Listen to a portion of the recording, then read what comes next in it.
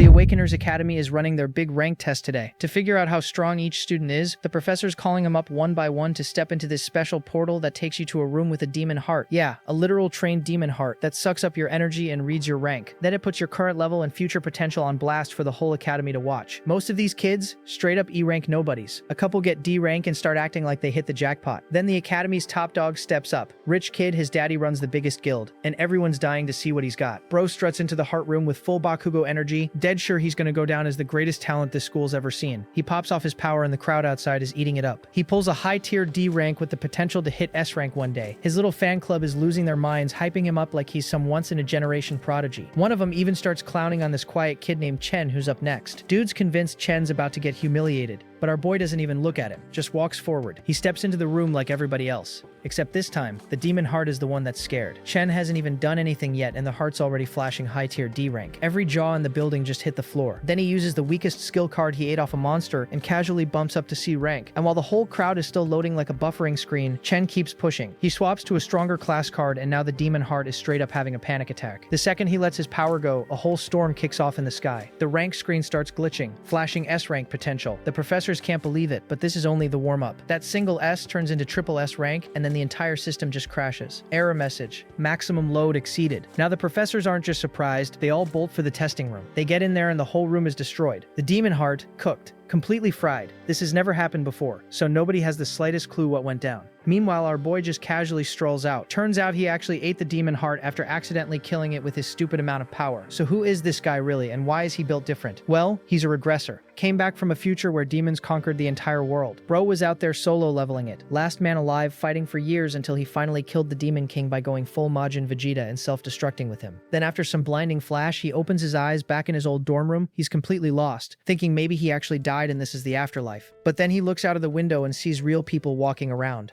And it slowly starts clicking. After a sec, it hits him. His wish actually came true. He went back in time, 10 whole years, right back to his college days. Then out of nowhere, this weird hologram pops up and tells Chen the power of gluttony has fully merged with him. While he's still staring out that window processing everything, he realizes that he only has 3 years before the first Demon Lord Wrath drops in. He remembers clear as day. This is the Demon Lord who started everything. Wrath's the one who rips open the gates of hell, and once those open, every other Demon Lord just lines up and walks into the human world one after another. Chen knows exactly what he's got to do. Find where Wrath is going to show up and take him out before those gates ever crack open. He shakes himself out of his thoughts and finally looks at this interface floating right next to him, which now shows all his stats laid out. He's staring at it like, wait, is this a game menu? Because in his first life, he never had anything like this. Back then, he only had his raw awakener abilities, and that's something only 1 in 10,000 people even get. The Awakener University exists to find and develop kids with that kind of potential. But here's the thing, the first time Chen did this, he completely flopped. Couldn't awaken at all. Was basically the campus punching bag, which explains exactly why he woke up in the infirmary. Right then, the system throws up another panel, a lightning-type assassin card. Chen recognizes it instantly. That's the exact same class he had in his past life. Our boy freaks a little, realizing he's awakened way earlier than before. He tries to test it out real quick, but before he can switch classes, his roommate and buddy Ma Long pops in. E-rank flower chanter. Poor guy's got bandages on his face and just came to check if Chen's still breathing. Lucky for him though, Long can't see any of the floating panels, which confirms for Chen that this whole system is for his eyes only. Then Long starts looking him over real close because he noticed all of Chen's injuries are already gone. Dude's baffled. How's a non-awakener healing faster than him, an actual awakened person? Chen remembers Long from his previous timeline though. This same roommate eventually managed to awaken during college, but he ended up Yamcha tier, one of the weakest, and got wiped out on day 3 of Wrath's descent. Chen just smiles softly looking at his old buddy again. Long tells him their rank test is tomorrow and they need to start prepping. He genuinely feels bad for our boy, still thinks Chen hasn't awakened, and keeps stressing that this test is do or die if he wants to graduate. As they head out through the busy streets, Chen casually says something like, "Man, it's been forever since I've seen this many people around," which absolutely terrifies his roommate. Meanwhile, Chen's thinking if he just sits here doing nothing this time around, everyone he's looking at is going to end up dead again. So he decides right there, he's got to hit the training arc hard and level up as fast as possible. But there's a catch. Right now, the only way for an awakener to get stronger is by farming monsters inside demon layers. And guess what? Those layers are completely locked down by the top guilds. If you're weak or don't have connections, you basically got zero chance to level up. He pulls up his status window and starts crunching his numbers, trying to figure out where he stands against other awakeners and even the monsters out there. The government put awakeners in. Chen already knows most university students are stuck rotting at E rank with maybe 2 2 or 3 barely scraping into D rank on a good day. He side-eyes Long and mentally hits him with a, "Yeah, I'm clear of you," at least feeling confident he's got him beat. Then out of nowhere a ball comes flying in and smacks Long dead in the face, shattering his glasses on impact. And surprise, surprise, it's the school bully Gong Chong and his goons again. Same dudes who jumped them literally yesterday. Chung hits Long with that smug look, asking why he didn't bring over crates of drinks when he already knew he was hanging around here. Long immediately starts apologizing and is about to go spend his own cash buying drinks for these clowns. But Chen steps in and stops him cold, says the only person who should be apologizing is Chen. The second Chen sees this bully's face, it drags him straight back to the memories. Back then, these guys used to hold his head under sink water, trying to awaken him. Real generous of them, right? They only stopped because Chen literally passed out. Long came running to check on him back then, but the moment Chung heard Chen so much as breathe a word, he marched right back over to beat on him some more. Now back in the present, Chen's done playing nice. After hearing him actually speak up, Chung and his goons start closing in, again, ready to put him back in his place for good. Our boy looks dead at Chung, knowing full well this clown only picks on weak kids because his big bro runs the student council. As the bully steps closer, the other students start gathering around, already feeling sorry for Chen like they're about to watch a funeral. When Chung gets in his face and asks what he just said, Chen calmly repeats himself, "Stop messing with us, that's all it takes for Chung to lose it," and throw a punch straight at him. But this time, Chen catches the fist like it's nothing and shoves the bully backwards. Everyone around is absolutely floored because last they checked, Chen hasn't even awakened yet. But somehow he just no-sold a full power hit like it was a mosquito bite. Chen gets even more heated and charges again, while Chen calmly switches his class to Electric Assassin. Long's standing there with his mouth open while Chen pops his indestructible demon armor and comes swinging with everything he's got. Before the dude can even get close, Chen blitzes in first and sends him flying with a lightning-charged fist. Nobody can believe what they're seeing. The so-called weakest kid in school just one-punched the school bully across the yard. And even after getting rocked that bad, Chung still won't quit. Starts screaming at his boys to jump in and handle it. Meanwhile, his goons are already trembling after watching Chen work. Chung drags himself back up and runs at our boy again. And again he gets folded and tossed aside like yesterday's trash. Watching their so-called boss get ragdolled like this, the lackeys quickly do the math and dip without looking back. Poor Long is standing there with his jaw on the floor, unable to process that his roommate, who was getting beat up yesterday, is suddenly doing this. Chen meanwhile confirms that just like in his past life, he can flip into assassin mode whenever he wants. Even at level 1, his stats clap low-level awakeners no problem, which means he's sitting at least at D rank. But there's one thing bugging him. Even after beating someone down, the system didn't give him any XP. Thinking about it, Chen almost goes full Saitama and finishes the bully right there while everyone watches in terror. But right at the last second, the student council VP, Ling Yu, steps in and tells him to chill. She reminds him that even though Chung started it, this beatdown is more than enough already. She promises the bully won't bother him again after this. So our boy decides to let the clown live. Walking away, Chen starts wondering why the student council was so quick to come save a guy like Chung. Even though he was just acting tough and wasn't actually going to end him, he knows dudes like this bully need a real lesson beaten into them. Otherwise, they'll just keep targeting anyone weaker over and over. Chen bounces with his roommate while the bully's lackeys peek out from their hiding spots, whispering to each other that they should never mess with Chen again. That night, Long tries to hype Chen up to their other roommates, going on about how he awakened into this insanely strong lightning assassin. Nobody buys it though. Long keeps going, explaining how their weakest friend just destroyed Chen, but Shang Zuo, the E-rank nucleus mage, thinks it's a whole joke. Zou's like, if Chen's really that strong, why is he still out there doing basic push-ups? Argues that a real awakener wouldn't need to grind physical training like some gym bro. The gamer roommate Shan Yu says it sounds like Long took one too many hits to the head. Zhou keeps yapping about how the 4 of them got dumped in this dorm because they're the bottom of the barrel, and nothing's gonna change that. He claims he's the strongest of the 4 while Long and Yu are just support nobodies. Dude flexes a bit while telling himself there's no way on earth Chen became a lightning assassin. He's so confident he might even rank up at the final test before graduation tomorrow. Meanwhile, the student council president Gong Ting finishes a training sesh in an E-rank demon lair with Ling Yu. He spots his baby brother still sulking outside and asks what's wrong. Chun whines that he can't even sleep knowing the guy who beat him is still walking around. Chun won't stop pushing his brother to get revenge for him. Ting calmly tells him he'll clean up this mess. Later at dinner, the VP asks Ting how he plans to deal with it, and Ting asks her if the kid is really as strong as his brother says.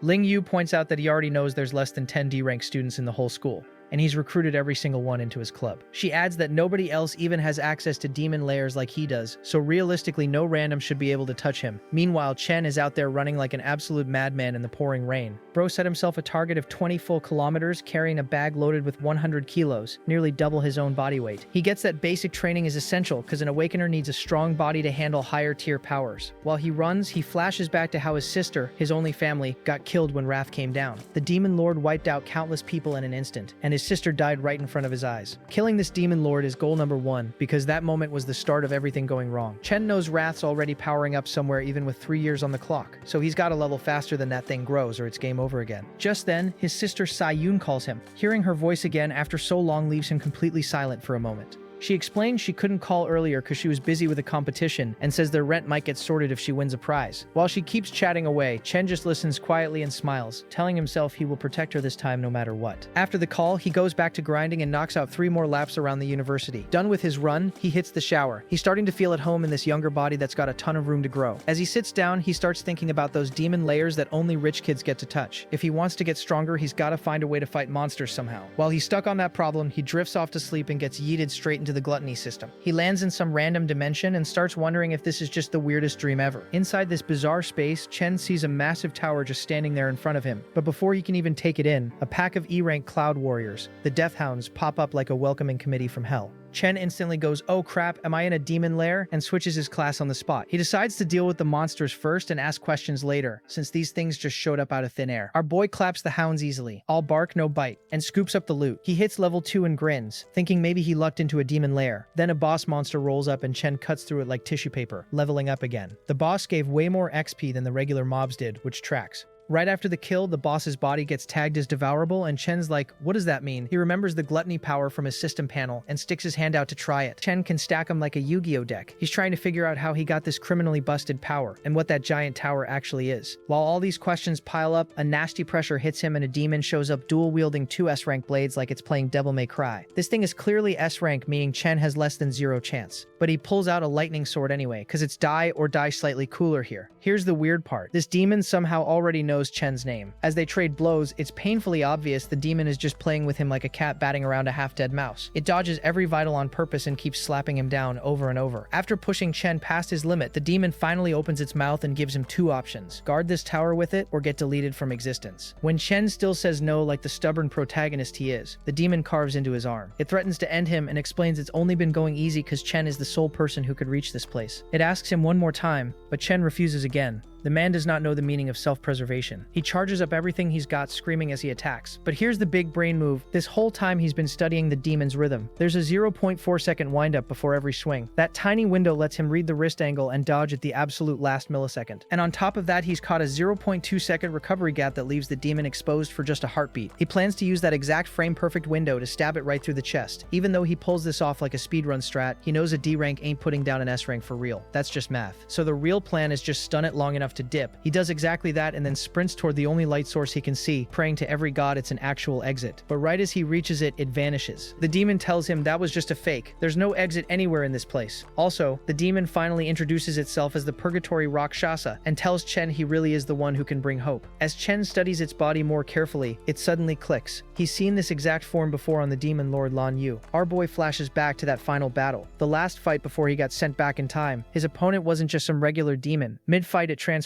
into a dragon, then kept swapping between terrifying high-tier monster forms. It threw scorching magma poison vines and lightning even crazier than Chen's own. But out of all those forms, the one that stuck with him was the one that looks exactly like the demon he's staring at right now. It hits him like a truck. Every single transformation was part of Demon King Lannis's power. Since that power is inside him now, this demon is literally just Gluttony's essence living rent-free in his body. That big brain deduction actually impresses the demon. It tells him straight up, he's worthy of inheriting everything in the dimension even means. Bro's giving him the whole inheritance and he doesn't even know what's in the package. Then out of nowhere, a golden void key materializes in the demon's hand. It's the only way in and out of the massive tower behind him. The demon explains that Demon King Lan Yu ate an absolutely disgusting number of powerful monsters over time. Guarding the tower that keeps the worst of the worst sealed, that was Rakshas's entire purpose. But now it's handing that key straight to Chen. Rakshasa wants him to eat those sealed demons, get stupidly strong, and carry on the mission. Chen asks the obvious, why would a demon help a human? And honestly, fair question. The creature drops a tragic backstory bomb. Even in the demon world, there's good and evil. One monster annihilated its entire clan, just for entertainment. A massacre done for laws. Since that day, Rakshasa's been plotting revenge. And now it's finally found the one person crazy enough to pull it off. It tells our boy that someone believed he'd be their best hope. Chen immediately asks who. The demon does the most annoying anime mentor thing possible, and just says all the answers are waiting inside the tower. Bro went full Gandalf on him. With its final words, it dumps all its remaining power into Chen. In exchange, it tells him he has to become the absolute strongest human walking this planet, and eating every single one of those sealed nightmares inside the tower. Yeah, that's not going to be some chill farming session. Each one of those monsters is going to be a traumatic experience with legs. The demon delivers its parting shot, saying only someone with a bottomless, never-ending hunger to grow stronger deserves the purgatory Rakshasa's power. That insatiable greed is what it takes to wipe every last demon king off the face of the earth. With that, the demon compresses into a blazing ball of energy for Chen to absorb. He instantly jumps up 8 levels and grabs 2 of Rakshasa's swords. Without a second thought, he accepts the mission, swears on his life he'll carry out the fallen warrior's dying wish. On top of the stat boost, he unlocks the power to drain energy from dead humans and demons, plus gravity manipulation. By morning, he opens his eyes in the dorm like nothing happened. He shoots upright when someone yells at him. His roommates are already getting ready and telling him to hurry up if he wants to make it to school on time. When he checks his body and finds 0 injuries, he starts wondering if that whole thing was just some bizarre dream. But his updated stats say otherwise. Everything carried over after jumping from level 2 to level 10 overnight. He can't help wondering what rank he's at now. Right then, his roommate starts roasting him. Brings up how a certain someone was hyping him up the other night, going on about how cool and insanely strong he got. Malong quietly peeks from across the room, pretending he had nothing to do with it. Either way, the roommate challenges him to prove it at the ranking assessment, the test that decides who gets to keep the title of Dorm King. On the walk to school, the self-proclaimed Dorm King starts educating his subjects about how every rank splits into 3 tiers. So even though they're all technically E-rank peasants, at least HE sits above the other bottom-tier losers as a proud mid-E ranker. He's strutting around like he owns the place, cause allegedly the gap between tiers is massive. Completely hyped up, the clown claims he feels so strong he must have ranked up since last assessment. Malong, annoyed as hell, tells our boy to stop messing around and at least lock in a D rank today, so the dorm king might finally shut up. Soon enough, they arrive at school where everyone's nervously gathered for the ranking ceremony. The bullies roll in like they own the campus, trash-talking anyone who even looks at them funny. Even the dorm king's smug face vanishes the second he spots them. But the bullies nearly lose their nerve too. Out of nowhere, they start bowing to big brother Chen without a second thought. His roommates slowly start realizing that maybe everything Malong said wasn't total BS after all. Our boy just ignores the clowns and minds his own business. Then some new guy steps up to him. The student council's attack dog, Officer Jian, rolls up with a polite-sounding threat. Says the president personally sent him to handle the idiot who dared to touch his precious baby brother. Chen's friends immediately scatter like roaches when the lights come on. They're terrified of Jean, the enforcer who does all the president's dirty work. The roommates can't figure out why this D-rank beast is suddenly coming after their boy. He gets right up in Chen's face. The president's loyal lapdog brags that his nose can tell exactly how strong someone is.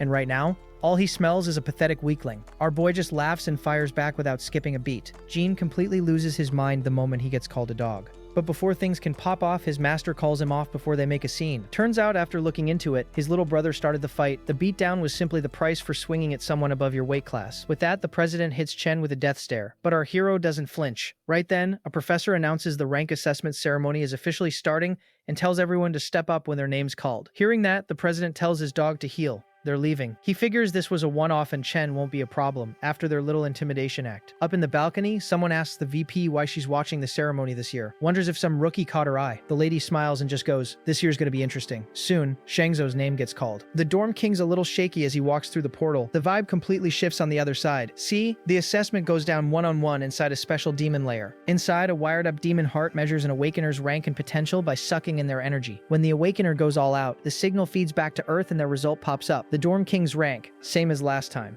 0 growth. But the professor looks confused when his potential takes weirdly long to show up. Malong's glued to the shifting numbers. After a whole bunch of suspense, Shangzhou's max potential comes in as C. That's it. The king walks out looking defeated, realizing all the progress he thought he made was just in his imagination. His roommates try to comfort him, saying they're all in the same sinking boat, stuck at E rank with C rank potential at best. A few minutes later, the president's lapdog struts out looking proud. Still lower D rank, but with the potential to hit A. Chen's roommates start losing all hope seeing nearly 10 students hit D rank. Even the professors are shocked so many students broke into D this year. That's rare when you've got no real combat experience to work with. Getting excited, they call up the next student, the president himself, carrying the whole school's expectations. All eyes lock onto Gong Ting, the kid who's already running a guild, as he walks onto the stage. Our boy stays cool though and just waits patiently. Everyone at the academy knows Ting was only lower D rank 2 years ago. The school record for highest grade ever was mid D rank, so the question is whether the president can top that. Inside the demon lair, the demon heart's eyes slowly crack open in his presence. The president can't go full power here, but he's burning to go out with a bang at graduation,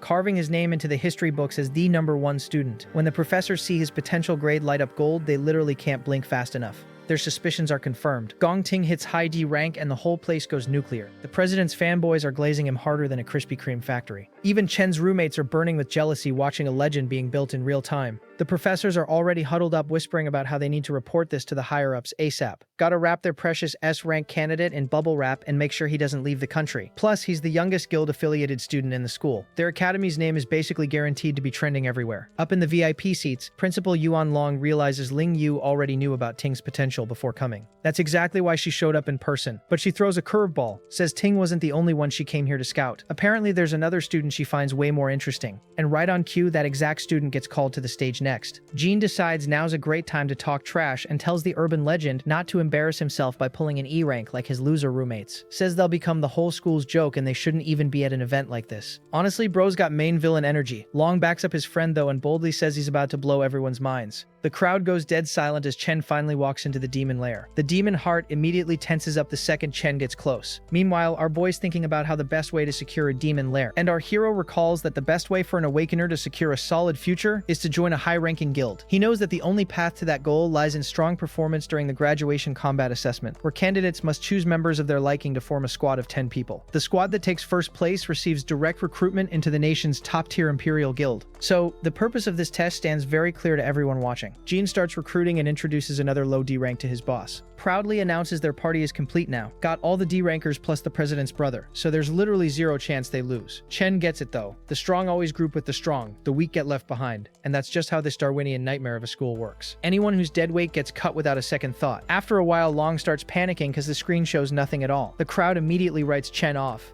Dude must be so weak the system can't even detect him. Jen convinces Ting the remaining students are garbage and they should bounce. But right as they turn to leave, the screen flickers and hits him with a high D rank, and the entire crowd erupts. Pure chaos. The president and the council are looking at that screen like it just insulted their ancestors. But then the system detects something weird in the data. See, Chen was using the test to calibrate what his level 10 base stats translate to without any class boost. After seeing D rank, he switches to Infernal Death King, his weakest devoured class. The rank immediately jumps from high D to mid C, and now the crowd is going absolutely feral while the council refuses to believe the machine isn't broken. Even the scientists start scratching their heads wondering why the numbers keep flipping. They're legitimately starting to think the whole system is busted. Then right at that moment, the demon heart destabilizes and the results go haywire again. Chen notices and decides to spice things up, pulls out a stronger class. He goes Purgatory Rashasa. The demon heart is having a full anxiety attack while a violent storm literally kicks off outside, and Jian's screaming in confusion. The dorm king treats it like some kind of biblical sign, says their dorm just produced a god-tier monster. Then the very next second, S rank flashes on screen. The scientists and President Ting are both frozen solid. But then the system throws up a warning. User's potential exceeds maximum detection capacity. Jean's brain.exe stops working, and the dude's soul is about halfway out his body from pure shock. As the system starts breaking apart from the pressure, the scientists rush over in full panic to make sure the student isn't hurt. But when they get there, they freeze. The demon heart's been reduced to a dried up raisin because it literally burned itself out trying to read Chen. Turns out our boy scared it to death. And yeah, he still devours it anyway, cause why not? That gives him the ability to see anyone's rank and danger warnings. He walks out of the demon lair and suddenly every person's rank is floating above their head like an RPG. But then he spots something interesting. The president was hiding his true power and turns out to be just a mid-C rank at best. The scientists awkwardly walk out and announce the demon heart had a literal heart attack from stress. Testing's cancelled. They label Chen's results as a probable error and say they're sending a full report to the higher-ups. Everyone else has to come back tomorrow when they bring in a new unit. On the way home, Chen's roommates are hyping him up and treating him like the absolute GOAT after that performance.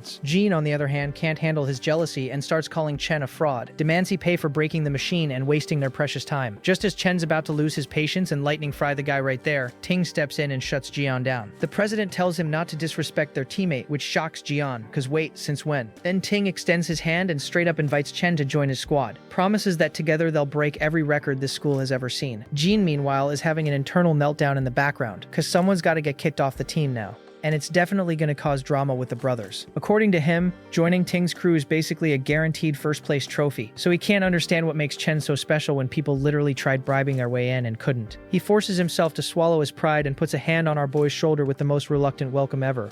Chen immediately slaps his hand away and says he has absolutely zero interest in joining them. Jian starts sweating while Ting just watches the whole thing in silence. Not a single reaction. Jean snaps at Chen, saying he clearly doesn't know what he's throwing away. Their team is literally number 1 in the school. Chen turns around, walks off, and says, "Not my problem." Calls the whole group too loud and annoying. Tells them not to talk to him again. And Jian is physically boiling with rage after getting publicly humiliated like that. The whole school starts gossiping about the rejection, and most think Chen's trying to go solo and grab first place for himself after that C rank reveal. The campus drama just went full reality TV. Chen's roommates are living their best lives, watching the look of pure humiliation on Jian and Ting's faces. After getting publicly curved, the president calmly tells Jian not to stress if Chen has his own plans, keeping his composure like a true Aizen. Meanwhile, the principal up top lets out a disappointed sigh since the boys won't team up like he wanted. He hoped they'd work together and shatter the school record, but Ling says this is actually way more entertaining. She points out that Ting's a spoiled rich kid who's never been told no in his life. This kind of rejection will feel like a straight-up declaration of war. She reminds the principal that their president is not the type to take an L quietly once his pride gets bruised. Jean keeps whining that Chen's got a big head from a test error C rank, but Ting drops a bomb, says the result might actually be legit, admits that even if the chances are near zero, he can't let anyone threaten his throne. Jean points out that Chen's probably just a regular student with zero real combat experience. The council members, on the other hand, are elite brats who've been secretly grinding in demon lairs forever. He offers to go teach Chen some manners, but Ting shuts that down and asks if the president really seems that petty. Jean catches himself immediately and apologizes while Ting cancels their karaoke and tells Jian to handle everything on his own. Then adds in the coldest possible tone that whatever Jian decides to do has nothing to do with him. And Jian reads between the lines perfectly. About 10 minutes later, some informant runs up to Jian and reports that Chen already left the school, said he needed to go home. Also mentioned our boy didn't even grab food, which makes this even more convenient. Jean treats this like a gift from the heavens and gets excited at the chance to jump him somewhere with no cameras and no witnesses. While Chen walks down the street alone, he flashes back to his past life. A top-tier guild got absolutely initiated trying to clear a demon lair in Saint He country. Inside that lair, they ran face first into something nobody had ever seen before: wrath. The entire elite squad got TPK'd instantly. Then the monster broke out into the human world and started the apocalypse speedrun. Even though the memories got holes, Chen knows the mission: find that exact lair in this timeline before history repeats itself. For that, he needs a stupid amount of money. So he marches straight into the Myethal Monster Exchange Center without even thinking twice.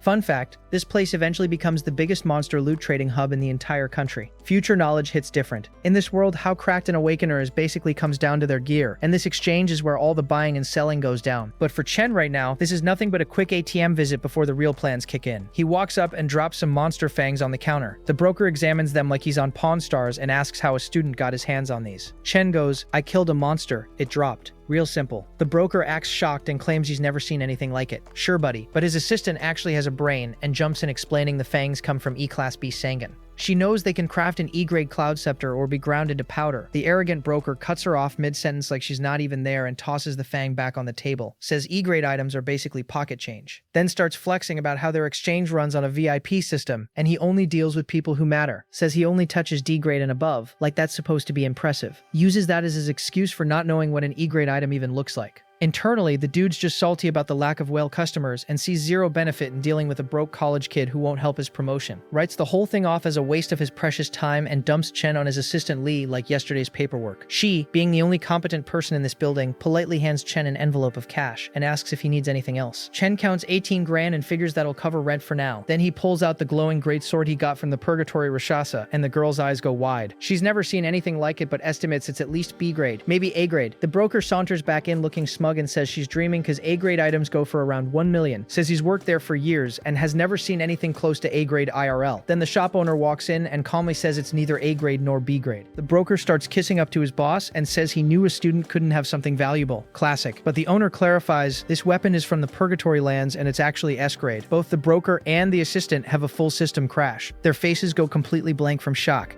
The owner immediately grabs Chen's hands and treats him like royalty, inviting him into the VIP room and telling him to ask for whatever he wants. Meanwhile, Chen's quietly satisfied because the owner Qing Zhi showed up just like he expected. In the VIP room, the guild boss asks how much he wants for the weapon. Our boy hits him with 1 million inches and the green-haired dude nearly chokes, says the thing could go for tens of millions. But Chen says he just wants to use the sword as collateral for a $1 million loan for 30 days. The man's even more confused now and is starting to wonder who the hell this kid actually is. Chen adds he'll pay back the full amount in 30 days and the interest the month after. Before giving an answer, the guild boss sends the girl outside so the grown-ups can talk. Once she's gone, the man reveals he already knows Chen is from the National Awakener University and that the seniors are about to graduate. He knows the graduation test is in 30 days and the prize is 1 million. Then he straight up asks Chen if he's confident he'll ace the test. Homeboy pulls out his inner Sherlock and figures out Chen is desperate for cash and wouldn't be here otherwise. In the end, he drops the bombshell. He'll lend him 1.5 million. Zero interest. Right now, he puts his hand out with a grin and says this is the beginning of a beautiful friendship. Chen's completely caught off guard and the man even promises he won't let a single word from this room get out. All he asks in return is that Chen comes back to this guild whenever he has stuff to sell. Chen's internally impressed. This guy read the entire situation like a manga chapter and still didn't try to scam him. Now he gets why this dude becomes a big deal in the future. Our boy shakes his hand while thinking he's gonna need strong allies if he wants to take down a demon lord. A few minutes later, the contract's done and the cash hits his account instantly. The guild boss asks if he needs to borrow a weapon for the tournament since he just pawned his. Says he's got plenty of high-quality A-rank gear even if there's no S-rank in stock. Chen just smiles, tells him not to worry, and summons his other great sword like it's nothing, and the guild members collectively blue screen. With that, our boy heads for the exit. The guild boss immediately promotes the pink-haired assistant to supervisor for landing a client this good. Before Chen fully leaves though, he realizes he forgot to grab something and doubles back to the counter. A few hours later, he's standing at a bus stop.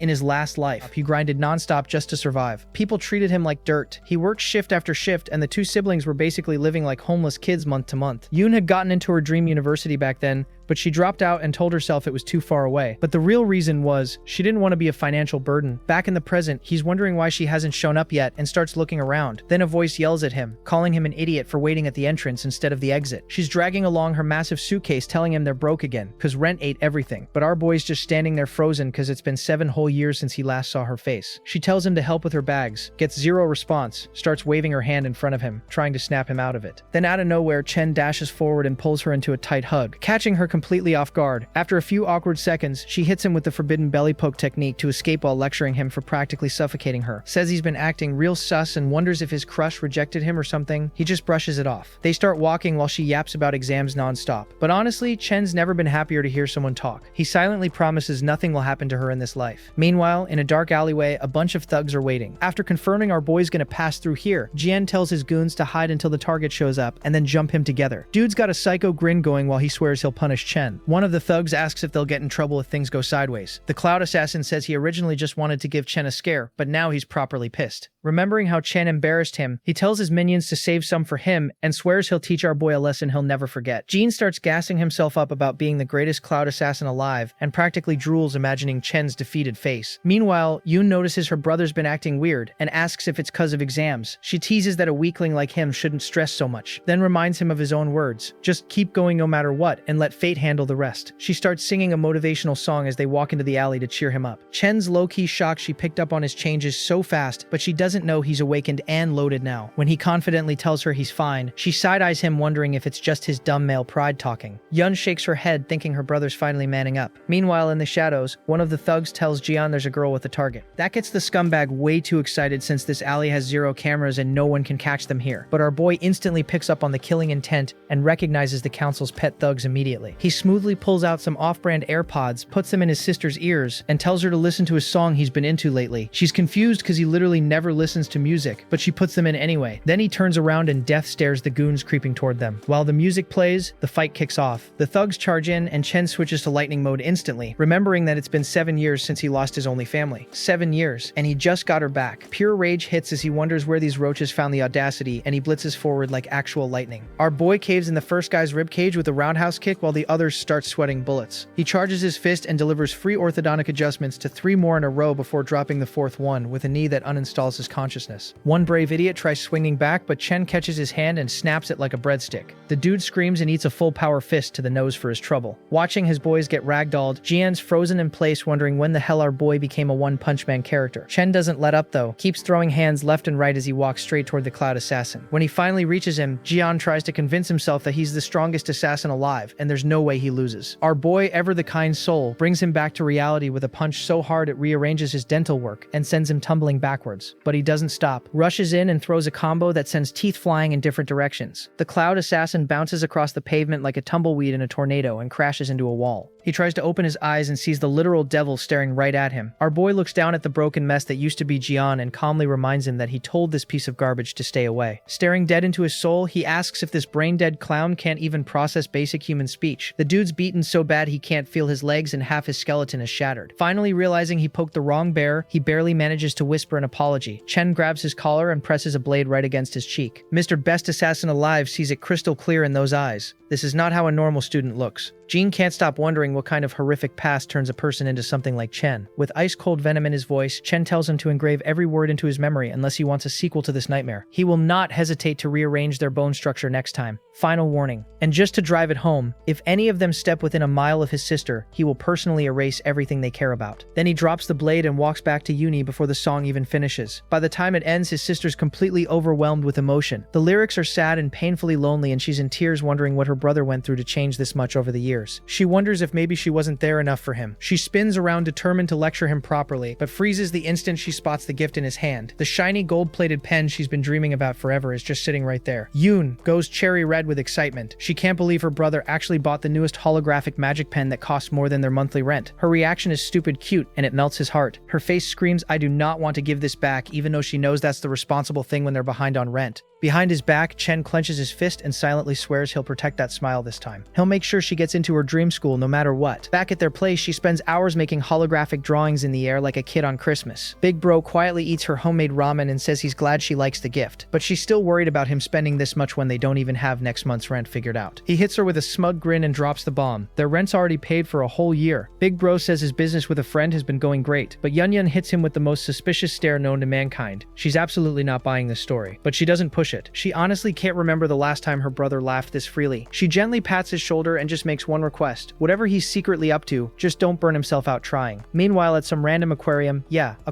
President Ting drops some news on his cousin. The city's top doctors have confirmed that Mr. Best Assassin Alive is critically injured, permanently. More than half his bones are shattered and there's no fixing it. The fact that Jean even fought Chen was unexpected, but the aftermath of what happened to his body is on another level. His cousin reacts with zero sympathy though. She's just annoyed because they just lost a strong recruit for his team. But the president's equally savage about it. Says he'll actually perform better without that useless NPC dragging him down. Then their uncle, the academy's director of employment, chimes in. Gongwen drops his investigation report about our hero's mysterious performance at the ranking ceremony. There's zero doubt about it, Chen legit ranks higher than the student council president. Ting's face when he hears that, priceless. Then the uncle gets serious and says his father personally booked the World Guild Alliance's vice chairman to come watch his graduation exam. He's got to outshine everyone, and if for some reason he doesn't, the director's got a plan B. His favorite niece, the green-haired girl, will help. Ting's team lock in first place, but the president shuts that down immediately, says he wasn't even trying during the assessment. Ting is dead certain in his own superiority, promises he'll body the entire academy solo with zero help. Back at the dorms, our boy's finishing up his daily 100 kilometers weighted run. His mind's locked on one thing only, that $1 million prize at the graduation exam. It's the only way to pay back his deal with the Miathil Guild's Qingji and build a real trade partnership. With only weeks left, he lies down in bed, not to rest, but to keep grinding. Yeah, even his S-sleep is a training session. He enters his inner demon lair where Demon King Lanu's massive void tower looms over him, like a skyscraper from hell. He climbs the staircase without flinching. Quick recap, his Gravehound King class was so absurdly strong it straight up crashed the testing system. The demon heart threw up an error 404 trying to classify its potential, so the only way to benchmark what he's got left is to throw hands directly. He unlocks the tower door and walks in like a man who's been through worse, which to be fair, he literally has. What he sees inside makes his jaw drop. He's been teleported to another dimension, standing on top of a massive white planet just floating in the middle of space like some Dragon Ball Z tournament stage. The instant he takes one step, his legs give out and he nearly eats dirt face first. This is the fallen star wastes where gravity hits 10 times harder than Earth. Chen feels like someone strapped a truck to his spine. Behind him, the tower entrance just poofs out of existence. He already knows the drill, kill the boss or die here. Classic Souls-like energy. And he better figure it out fast before something decides he looks like a free meal. Spoiler, a phantom lion lurking nearby already has dibs. With zero other options, Chen flips to lightning class. The lion lunges and he barely dodges, stabbing his blade into its shoulder. The beast roars, but the hit does absolutely nothing useful. Missed every vital like a stormtrooper. He realizes real quick that his attacks are just as sloppy as his footwork up here. The lion pins him like it's nothing and tries to chomp on him like he's a walking burrito. These monsters were built for this gravity since birth. He lets the lion nibble his arm for a sec like a psycho, then swaps to Abyssal Fiend. The class swap trades his speed for big boy strength and stamina. Exactly what a gravity wrestling match calls for. His class change slams the overgrown kitty into the ground like a JoJo beatdown and flips the whole fight. Rakshasa's gravity manipulation in this place busted. On a planet where gravity is already 10x, stacking a 3 times multiplier on top, that lion just got hit with Dragon Ball Z levels of force. The lion screams, but Chen shows zero mercy and pancakes the phantom lion straight into the planet's surface. After that, he collapses and just lays there wheezing. Gluttony throws him a well-deserved level up notification like a treat. Now here's the RPG mechanics real quick. Every class has a star rating. More stars equals bigger stat swings when you switch. Think gear score, but for your entire body. Purgatory Rakshasa's got the highest star count of anything he owns, and he still almost got clapped by a B-rank phantom lion in that form. Yeah, triple S potential is looking real far away right now. To make it worse, Gluttony won't even let him devour the lion, and since no exit spawned, this obviously wasn't the floor boss. Then right on horrifying cue, a massive door creaks open behind him. Dozens of glowing eyes stare out from the pitch black like the world's worst surprise party. Chills. All the effort just to solo one lion? That was the tutorial. Countless B-ranked monsters pour out of the door and jump him from every direction like a zombie horde. Now he truly understands what Rakshasa was warning him about. Ruthless beasts was an understatement. This is a blender made of teeth and claws. But the demon also said to endure, adapt, and come out stronger. Then Chen jolts awake from sleep, gasping like he just respawned at a bonfire. Everyone else is peacefully snoring, completely clueless that he just got shredded by monsters in another dimension. Our boy finally gets it. The Void Tower isn't some easy cheat code to instant power. He's standing at the starting line of a very long, very bloody grind. Weeks pass until it's finally time for the Academy's graduation exam. Big shots from everywhere show up to scout the new batch of students. They announce new team requirements too. Every squad needs at least one student who's hit high E rank minimum. Team drafting kicks off and suddenly everyone can see each other's power levels floating right above their heads like name tags in an MMO. Students line up from strongest to weakest rank, and Malong immediately goes hold up. Chen's straight up confused too because somehow his name is sitting at the absolute bottom of the list. The whole room zeroes in on him, wondering how a dude who is testing near C rank is suddenly ranked dead last. The haters jump on it immediately, swearing that his rank was just a system glitch. Hit subscribe if you liked that. Trust me, this is just the beginning.